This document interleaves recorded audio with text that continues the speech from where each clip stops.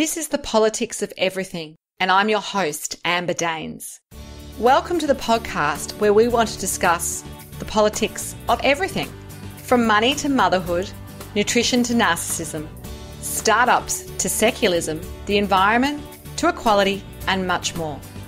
Our guests are experts in their field or topic of choice, even if you've not yet heard their name.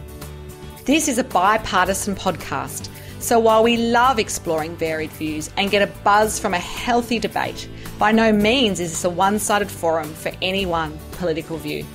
So please listen up and enjoy the politics of everything. Startups are everywhere in the current business landscape, and how many of them are profitable, sustainable, or even around 5 years after they launch? I often wonder. Some of the more conservative statistics say that over 50% will fail. My guest today is Sue Ellen Watts, or Sel as she's known by many, a successful business leader, entrepreneur, and a real champion of startups. Her first business, wattsnext, is a truly innovative HR business that's been right through that decade-long startup phase, has now grown up, but has experienced all those pain points of startup land, from cash flow to resourcing and expansion. Her latest venture, Scrappi, was founded in Silicon Valley in September 2016, while she was on an innovation gathering with 12 other entrepreneurs, CEOs, and executives from an array of Australian businesses. She's an avid traveller and has a very good global perspective on the world of startups, with an educated view on why some succeed and many don't. Sel is more than qualified to get real today about the politics of startups. Welcome. Thank you, Amber. It is great to be here. Excellent. So let's go back into many years ago. As a young girl growing up in Australia, did you always dream of starting your own business, and why? Absolutely not. I knew nothing about business. I didn't come from a family that were in business, and I didn't really even know about that as an opportunity. Even when I was at school, it didn't come up. We weren't taught anything about business studies. I know some of the boys' schools did, but certainly the girls' schools didn't. And entrepreneurialism, or even the word entrepreneur, was not something that you would ever hear unless you're referring to someone like Christopher Skase. So it was actually a dirty word. So I'm not one of those ones that was selling lemonade in my street when I was 10. That wasn't me. I didn't actually realise that I was an entrepreneur and was interested in business until well after I'd left school. Well, that's interesting. I must admit, I'm in the same camp. I had parents who always worked for somebody else. So for me, I had a much steeper learning curve than perhaps the people that grew up in a world of entrepreneurialism. So prior to launching wattsnext over 10 years ago, how did you decide to start a business, and how did you get that experience that you need to kind of just make it happen? Yeah, look, I always knew that I wanted to do something different, but it took me a while to really work that out. In fact, I didn't start wattsnext until I was 30, and I'd just had my first baby. I've got 3 children, 3 boys, and so it wasn't till quite later. And I often wonder, I used to think, well, was that a disadvantage or an advantage? But I think, things happen at the right time for you. And I actually like the fact that I started my business whilst I had children, because I didn't really know what it was like beforehand when I would have had much more time. But back to your question, I had been working in HR. I'd also started doing a lot of personal development. So I had a life coach, and back then, which was about 14 years ago when I first started, life coaching was some hippie term that no one really understood. And I was spending quite a lot of money that I didn't have at that stage in my life, and time on my personal development. And what that did for me was really made me come to realise that the world was my oyster, and that I could actually create anything that I wanted to create if I was prepared to do the work and just be courageous. And so I actually started my HR business, and I had a little bit of HR experience. I'd been working in HR, but it's not at a senior level. I didn't have a degree, so I dropped out of uni 3 times. I had no business experience, no money. I had a newborn baby. I was in a new town, so I had no contacts. So I actually didn't have any of the foundations that you would suggest. You made it as hard as possible for yourself by the sounds of it. I absolutely did. And do you know what? One of the key attributes I did have back then was naivety. I had this big dream of what I wanted to achieve. I was really clear on the business vision, and I was just like, I'm just going to make this happen. And I didn't even stop to think about all the things that I didn't have. And I think that was actually a real bonus for me. I think that was one of the best things that I could have had at that time. That's totally interesting. So looking back, what advice would you give your sort of, 30-something self now that you've been through that startup journey and started another Scrappi, which we'll get to in a moment? What sort of tips would you give yourself if you could look back and go, hey, this is what you need to know? Yes, it's quite interesting because back then we didn't have things like co-working spaces. We didn't have meetups.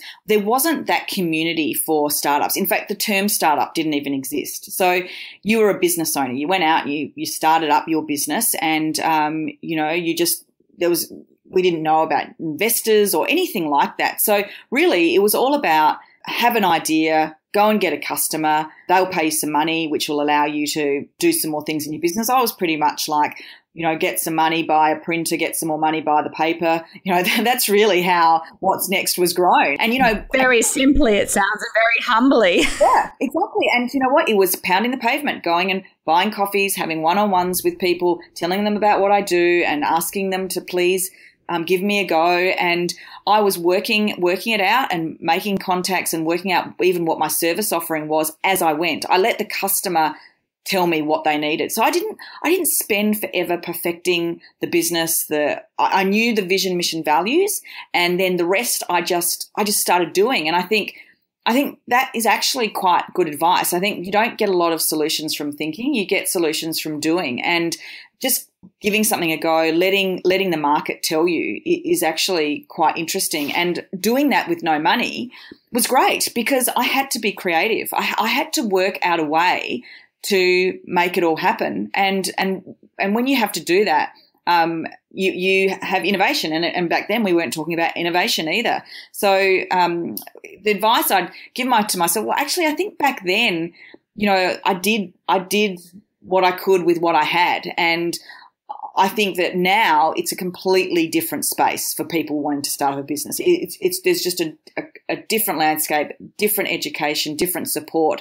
But certainly I would still stand by and say people should work with what they have and actually get to know what their business is, whether anyone wants it, really get that clear. And we can talk about this more as we go along, but get that clear before you start using other people's money and that sort of thing. Absolutely. So let's talk about Scrappi in more detail, which is a reverse incubator solely focused on solving global problems by fostering talented entrepreneurs. I love that term. What does that really mean and how have you brought that to life? What are you actually doing with Scrappi? Yeah, sure. Okay. So this all came about so my business was What's Next was heading up to its 10th year, and I'd been doing a lot of travel, a lot of time in the US over the previous few years, a lot of expanding on my knowledge and experiences, and I was starting to feel a bit of an inkling that I wanted to do something else. And what I came to realize was that there was a few things that I wanted. I wanted to get into the tech space, because I found it really interesting. I'd spent some time in Silicon Valley, and I was just generally interested because my current, What's Next was a consulting firm. So there was that. I also wanted to get into business that I could scale globally. I'm really interested in our global opportunities these days. We really are a 24/7 world where we can connect with anyone all over the world, and that really interests me. And I also wanted business partners. So I've never had a business partner in What's Next, and I was really interested in business partners. So that was sort of like my criteria, and I started talking to a couple of people and said, you know what I want to do is I want to try a lot of different businesses. I want to get a few things happening, get them started and just see where we can take them. And at the same time, I'm also very passionate about the startup entrepreneurial space at the moment. And what I feel is, apologies if this isn't really a word, but the irresponsibility around that space. And I feel like we are telling everyone that they should be an entrepreneur and they should go out there and get an idea and raise some capital and then they can be an entrepreneur, and being an entrepreneur is really cool. But actually no one's really talking about what that actually means. And what it means is you're going into business. And if you're going into business, then you need to come up with a service or product that people want to actually spend money on. So this is not what people think is great. Your friends and family think are awesome. Even investors might think it's cool. It's whether people will actually put their hand in their pocket and pay for what you're offering. And then once you've actually managed to get to that, which is not that easy, by the way, then you've got to be able to run a business. So, absolutely. What we're teaching people is that all you actually need to do to be an entrepreneur is learn how to pitch and raise capital, and that's not running a business. What you need to do is learn how to build revenue. So get customers to give you money, not investors. And then once you do that, you need to then run your business, which is things like cash flow and HR and marketing and procedures and processes and boring and boring and boring and not sexy at all. But that is actually what running a business is. So I felt like we've got a lot of people out there who want to be entrepreneurs because they think it's cool, when really they're not. They don't actually have the risk appetite or the necessarily the attributes to be that. But that doesn't mean that they can't be part of the startup and entrepreneurial journey. So when we refer to intrapreneurs, what we wanted to do was build businesses and bring people in that could be part of that journey, be part of the startup world, be part of that entrepreneurial world, but not necessarily have to put their own house on the line, but still play a part, whether that be through sweat equity or some other opportunities. So rather than telling everyone to go out and start their own thing and go and try and get money, why not bring some of those amazing people in that have great skills in tech or whatever it may be and come in and join us and be part of that? And we are 3 experienced business owners with over 30 years of, or more than that actually, 40 years of business experience. So it's a different experience. So that's where the reverse incubator. So at the moment we've got a whole lot of incubators out there, which are basically startups that are bringing up their ideas and getting some sort of support, but ultimately being taught to raise money. Whereas we're reverse, the ideas are ours and they're our businesses, and intrapreneurs, meaning that we want to bring people in to be part of that don't necessarily have to take the same risks that we're prepared to take. It's totally fascinating and it makes sense. I mean, it's just such a logical thing to be doing. So I think that practicality is what you bring to the table, which I think what you're saying is sometimes if you're young and you just haven't had the experience in entrepreneur land, it's you get the money and then what do you do with it? So I think that there's some really good lessons in there. I know that travel has been critical to your own startup journey and ongoing self-development, which you've touched on as well.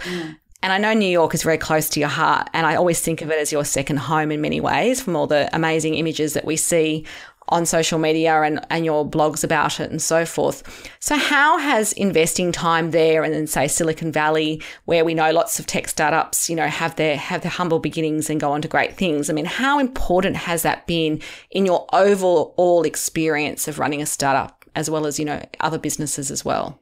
Yes, well, I think that firstly, I've been running an established business for 10 years. So where a young person starting out may not have the opportunity to go and travel like I have, but so I'm really grateful for that. But it's played a massive part because I feel Australia is very insulated. I think we are behind, and we're not moving as fast from my observations. And being able to spend time, particularly in the US, but just generally abroad, and speaking with people that are running global businesses or traveling a lot, just expands your mind on what is possible. And for me, New York is the place I go to be inspired. As you said, it's the second home to me. That I go there to think and create, and it's certainly the place that I find as a haven for me to really get my creative juices flowing,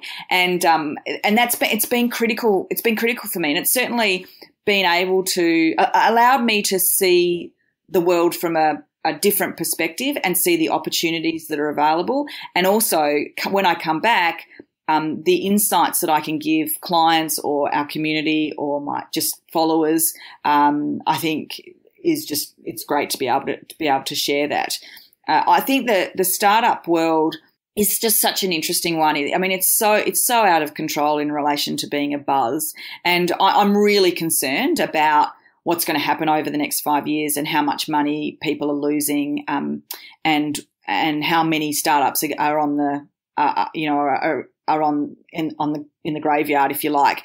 And I'm concerned about that because there's not enough talk about how do we build sustainable businesses that are still going to be around in 5 and 10 years' time. And I get why, because it's not exciting and it's not sexy. I get why that conversation isn't happening. But a lot of people are going to and are losing a lot of money. And I think we need to sort of like realize that business is not all shiny. It looks really shiny on social media, but it's not. It's around the clock, hard yards, hard work.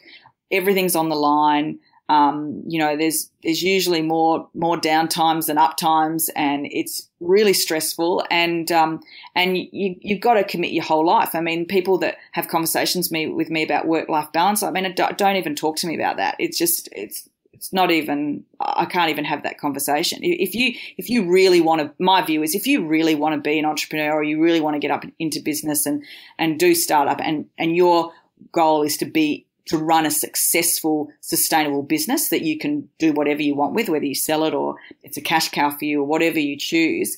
If you really want to do that, as opposed to, just be featured because you raised so much money in the first year, then you've got to be prepared to put in the work. And I mean sacrifice. Like, there are massive sacrifices, and there's just not conversations about that side of it. So I've sort of gone off track, Amber, but I tend to do that. I'm sorry. No, I was totally fascinating. I've let that run, and we'll come back to that idea of what makes things work. I am also going to touch on your latest project with one of your sons, which is called The Secret Sauce, and you do have 3 boys. Yes.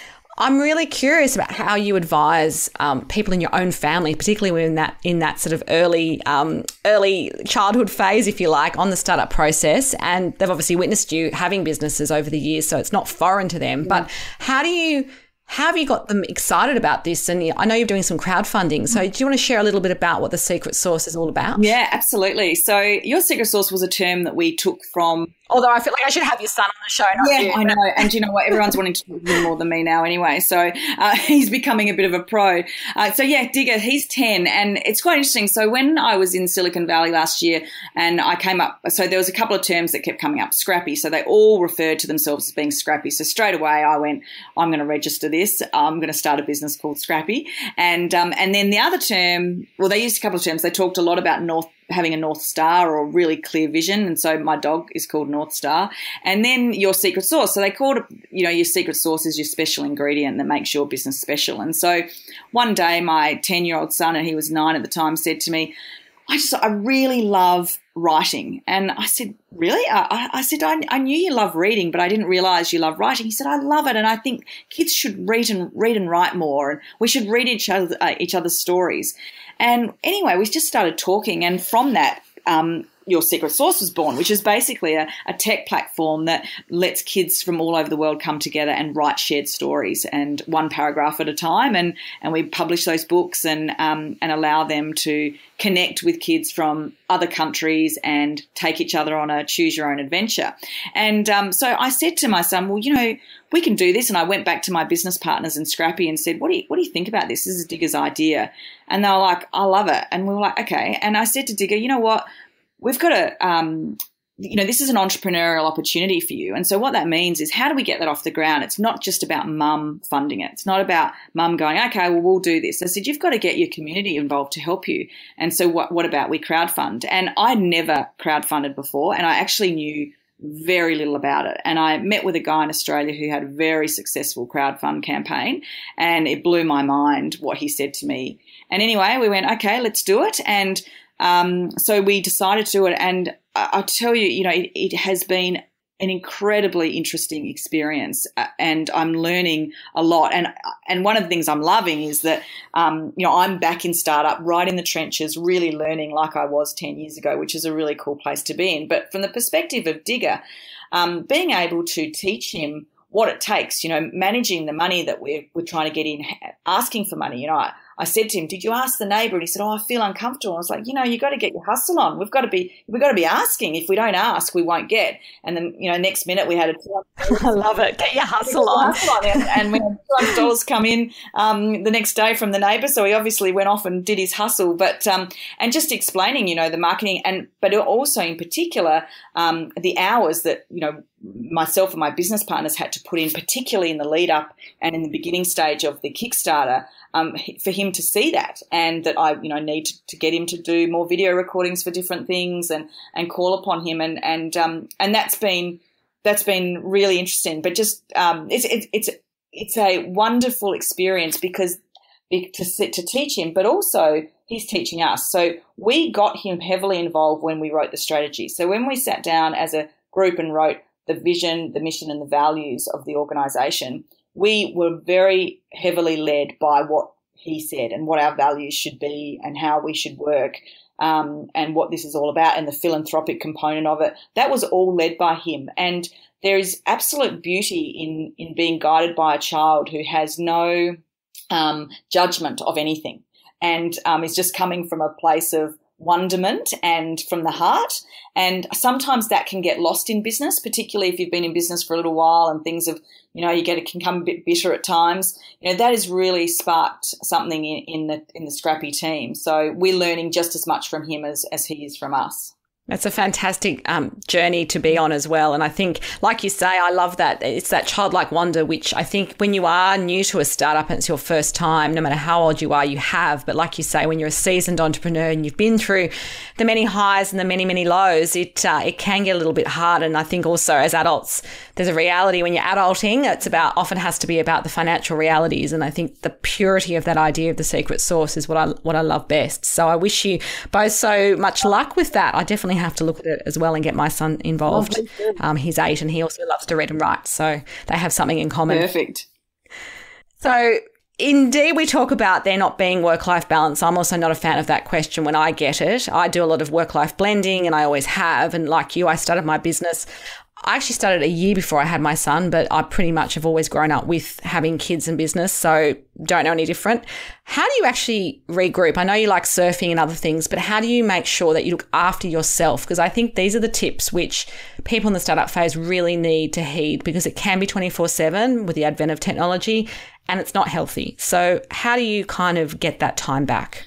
Yeah, look, as you said, I do surf, and I started that purely from a mental health perspective, because for me, it's like a meditation. When I'm surfing, I can't think of anything else other than how am I going to catch this wave, and then how am I going to stay on the board, and how am I not going to get smashed. And so really for that hour and a half or 2 hours, my head I'm completely present, and I think that is a really great refuel for me. But I will say that if you are in startup or in serious business mode, you are going to be working more than you're not. And I think that's the reality, to be honest. And I know that we need to manage our health, and we need to do that, and we need to do that in a really smart way. But ultimately, I truly believe that the results I get come from the work that I put in. And I'm not talking that, it's all about hours, but you know what? You just got to put it in. And so what are the ways to be as effective with your health so that you can put in those hours and you can think clearly and make good decisions? Because I'm not a believer in working when you are exhausted and tired, and because you just take longer to do everything. Your decisions are poor.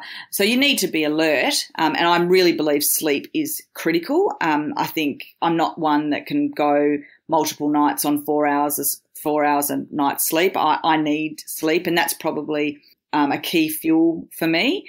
But I have to say, it's work. You got to put the hours in. So be efficient with your health. Like eat well, and get your exercise in and your meditation. But then other things, sacrifice other things, not your health, but you will have to sacrifice stuff, like whether it be going out. Absolutely. And I think most of us know that, who've been through this journey ourselves. But I must admit, I think in the first 5 years of my business, I was working all sorts of hours, but wasn't necessarily because I had young children taking care of myself. And I just realized I wasn't my best for my clients. I wasn't the best for my family. I actually was going to burn out. And it was a real wake up call to health. Often it's those health issues that you get as you get older too. And I think there's a lot of conversations that can be had, I think, in for startup land about the high rates of, depression and anxiety that these people must go through, which we don't talk about and we don't support them because we think, they've got this fabulous business, their life must be perfect, or they must be so excited every day that they don't care about sleep, but there's a human reality in that. We're not robots. So absolutely. I think anything you can do that you love that's outside work, like I think someone said to me recently about hobbies, and it sounds so passé, but I totally get it. Like having something that's nothing to do with what you do on a day-to-day basis, whether it be surfing, craft, painting, walking, meditation, just doing something that's just for you means that you're going to be better when you are in your startup. Yeah, look, absolutely. And I have no problem with rewarding myself or giving myself what I need. So I think a lot of people feel guilty and around, putting themselves first or doing the things they want to do. Like I get asked all the time about how I go to New York so often and leave my kids at home and with my husband. But I know exactly what I need to function at my best in all of my roles, and I have no problem with making those things a priority. And so I think one of the biggest issues is that people think that I have to sacrifice myself. No, actually, I don't agree with that at all. I think that's a very martyr type approach to take, and I don't think it helps anyone. So, yeah. Totally agree on that. And I love the fact that you've created a life you love, but you know what you need. And I think the maturity in having that experience in life means that you can actually enjoy your life as well. And I think it's always said to people, you're not actually enjoying it. What are you doing here? This is not a dress rehearsal. So, people have these ideas of what success or motherhood or family looks like. And you need to throw all that away sometimes if it's not working for you. So hats off to you for living your values and pursuing your dreams as well. I am going to touch on capital raising because that's something you did allude to in the beginning of the interview. And it is kind of the new black in terms of startups going around, raising lots of money. There's a lot of profile, a lot of press around it. It's such a focal point of the startup journey, and putting ideas into action is more than raising money, although it's a real skill to be able to put together a fantastic slide deck and pitch and get money in a very competitive environment. So do you believe there's too much emphasis on raising money and we need to focus also on how to run that business once you get the money? Yeah.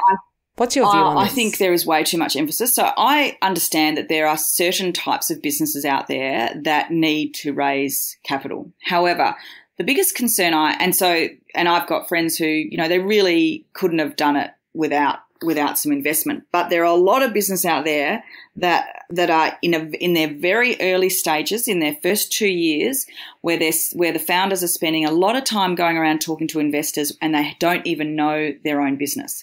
So I want to share an example because I think this really sums it up quite well. I was talking to a young guy who, was awesome guy with a good business idea. It had only been going for 3 months, and he had some people interested in giving him some investment. So he was spending time having all these conversations, and they are time consuming. Like raising capital is a time consuming activity. And I said to him, "What is it that you want from your investors?" And he said, "Well, there's a money element, but I really want them to open some doors for me." And I said, "Okay, cool." And so then we continued on in the conversation around who his target market was. And what became very apparent was that he still hadn't quite worked out who his target market was, which is fine. I mean, that's what happened. Really? That's interesting though. Like he'd be able to articulate that early on. I mean, to me, that's quite basic. Yeah, stuff. But he was sort of like, there was a corporate element, and then there was a small business element, and there was a few different options that his product could meet. And so we were talking about the challenges of both of those different markets. But the point was that I said to him, "You're about to give away equity in your business for someone to open doors for you, and you haven't worked out what doors you want opened yet. So in a year's time, when you've given away equity, you then work out, over time you get to know your baby, and you realize that what doors you want open, and the investor you've given equity to can't open those doors. So then you have to give away more equity to someone else to open other doors." I said, "So you don't even know who your business is yet. You haven't got to know each other, and you're already trying to bring people in to do things that you don't even know." And it was a real eye-opener for him, because what had happened was that he had got stars in his eyes and got overexcited about the fact that someone was prepared to put some money into his business, which made him feel like it was a great business idea. And that's great, but that's all ego stroking. And ultimately, he would have ended up, and I'm very confident, in a few years' time with hardly any equity in his business, no motivation, and everyone would have lost all their money, and a great idea would have gone down the drain. So I think the problem here is that we're jumping to investment way too quickly. We need to be getting to know our business and really understanding, if we want investment, why do we want it, and what do we want it for? Is it money? Is it connections? Is it guidance? And we need to find those things out before we're doing that. And I want to share just one other example, Amber, because this was, I found very interesting. I went and visited an incubator, and they had a wall full of amazing brands, logos. And all the logos these days are fantastic. They're all very Uberized and slick, and this amazing wall. And I said to the guy running this incubator, you know, I'm concerned about this space. I'm concerned that you're spending all this time teaching people how to pitch and no one's teaching them how to actually get customers to buy their product and give them money. And he was like, oh, well, I don't agree, and so on. And anyway, he showed me this wall of amazing logos. I said, tell me about some of the success stories on this wall. I want to know. Tell me about them. And he said, oh, this is going to be a very awkward conversation. And I said, why? And he said, well, most of these are no longer alive. Most of them have gone under. And I said, okay, tell me one of the stars. And he said, well, there's one big star on this wall. And I said, okay, great. And he said, and probably the key thing about them is they haven't raised any capital. And I said, oh, okay, this is an interesting conversation. So what happened? And he said, well, they, built their product for as basic as they could, and they went out and they got a small client, which gave them some revenue to then build on that product, so they could then get a next client, which then gave them more revenue to then build the real product that they really wanted. And then they went out and they sold it to the big customer they always wanted, and they won that customer. And so they've grown and been going for 4 years, successful, completely funded by revenue. And I was like, there we go. Now, I get that can't be the story for everyone, but what I'm saying is that I think that is the story for most businesses, but we're not giving our businesses an opportunity to do that. We're spending all this time on raising capital when we need to first make sure that we've got a product that someone wants to buy and that we can actually do sales and marketing and pick up clients, because I can assure you that having a big bank account with someone else's money doesn't mean that you're going to pick up clients. So this is sort of the conversations that I think we need to be having more of. And they're really brave conversations, but definitely key. And you've touched on that idea that businesses with the great ideas or the great logos, as you saw, are not always the ones that are successful. So what do you think you could share about the idea of you got your vision and all that stuff and the execution, and how do you know if you're getting it right? I mean, what sort of markers do you have along the way to know that this journey is going to be one of the successes? Can you really tell? Yeah, look, I mean, as I've said, I think the key thing to knowing if your business is successful is anyone going to actually take money out of their pocket and give it to you in return for your service or product. And because if people aren't, then it doesn't matter how shiny it looks and how many of your friends and family think it's awesome. If people aren't actually going to buy, then you've got no business. And even when you've got a business, it's pretty simple stuff, really, isn't it? It's pretty simple. Is there a market out there, and are they willing to buy? Like that's simplicity, and that's why I think people need to go out there and test that. Test whether anyone actually will buy their product, and I mean give you money, because if you can show that, and you can see that, then okay, well, there's a lot of these types of people that are prepared to pay money for my product. Then you're getting somewhere, and then you're off, and then it's up to you to run a successful business, because also there's amazing businesses out there, great ideas with products that people want to buy, but the people that are running it are hopeless and can't run it, and so they end up in the great business graveyard too. So there's all these elements, but they don't seem to be any of the conversations that we're having, Amber. Like, no one's talking about this sort of stuff, but they will after today. I'm guaranteeing it. So I think it's important to put it out there, like you say. Yeah, I hope so. And look, I'm a big believer no one gets to where they are without having people in their lives that are inspirational. And I think for you, I mean, you are an inspiration, but you must have had mentors along the way that have helped you, that people have been in your corner along this journey. Can you think about who they are? And it don't have to be well-known names, but what have they taught you about success and life? Yeah, well, is there one or two people that come to mind? Yeah, definitely. So I'm a big believer in having mentors and coaches and advisors around you. And I've always had mentors in varieties of different areas of my life. And mentors that people that generally you don't pay. And then I've also invested money in coaches. And I have one coach who's been with me for 14 years. In fact, just before I connected with you today, I had my monthly hour-and-a-half session with him talking about the next challenges that I've got ahead of me, or exciting opportunities. And he has been someone that's gone with me through the entire journey of my whole pre-business life right up to today. And so that's been a really interesting experience, because that's been a up and down journey. And I think for him, he has never let me get away with anything. So he's held me absolutely accountable to everything that I have said of what I want to do and who I want to be. And he doesn't let me get away with it. And I think that discipline that he's taught me around a commitment to myself and my goals has been critical. And he's just been that consistent person in my life. I've then called upon numerous amounts of people in different specific areas, and I'm always asking people, like buying people coffee so that I can pick their brain on a particular thing that's going on in my business. So I think if you're someone who sort of sits in your office or doesn't want to ask for help, I don't know how far you'll go. I think there is so much knowledge out there, and I've never had anyone, no matter how successful and busy they are, say no to a coffee catch up or to mentor me when I've asked them. And I've asked some pretty high level people, people that I thought I was too scared to even talk to, that have said yes and that have guided me in different areas that I call upon at any time for different aspects of my life or business that I need help in. So that's from a personal point of view.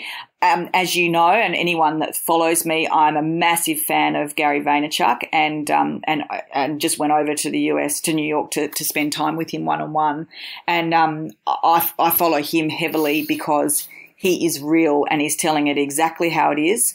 And I find that really, really refreshing. So, I read a lot of books and I go to a lot of courses, conferences and things like that. And personal development is probably my number one priority, and I think has been the reason that I've been able to grow as I have over the years. So, something that I would recommend. But the other thing I will say is I now have two business partners, which is really interesting. They're both guys who are younger than me but are extremely successful in their own right, and we're all very different.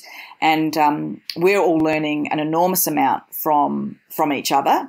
And that I'm finding an incredible experience. But one of the things I wanted to add in something we were talking about before was that now that we've come together to have Scrappi, we have all got businesses and we've got capital behind us, but we are running Scrappi completely lean. We may look at investment for some of our startups, but we're certainly not doing it in the near future, and we are so lean. Every cent, we're very pedantic about where we spend our money, where our investment goes, and any sort of future discussion around raising of money is something that's way separate to us first finding out that our businesses can be successful. So to talk to entrepreneurs that are just starting out and to see people that we're all successful people that could actually throw some money into things, and we're doing the lean startup, and because that is the best way to test your business. So I think that's important to share to anyone that's listening that is just starting out right in the beginning of their entrepreneurial career. Yeah, and you're living your values. I mean, you know exactly what you're doing because this is the advice you're giving others. So I think there's value in that. We are going to wrap up. What is your last piece of advice for anyone who is in that startup world to find success? How would you advise them? Just one major takeout. If they want to navigate the politics of startups and do it well or do it better, what would you say to them? I would say spend the time getting really, really clear on where you want to take the business and what it's actually all about, and get very clear upfront on what you are prepared to sacrifice. Because I want young entrepreneurs to be realistic about the journey they're saying that they want to be on, because it is an incredible journey. I am so privileged to live this life, and I love every single second of it. But you've got to live and breathe it and love it. It's not a part-time thing. Yeah. Great advice. If you do want to connect further with Sue Ellen Watts, her details will be on our show notes. You have been listening to The Politics of Everything. Until next time, keep well. Thanks for listening today. If you've enjoyed The Politics of Everything, we thrive on feedback. So please add a short review and share the podcast with your network and your friends and family.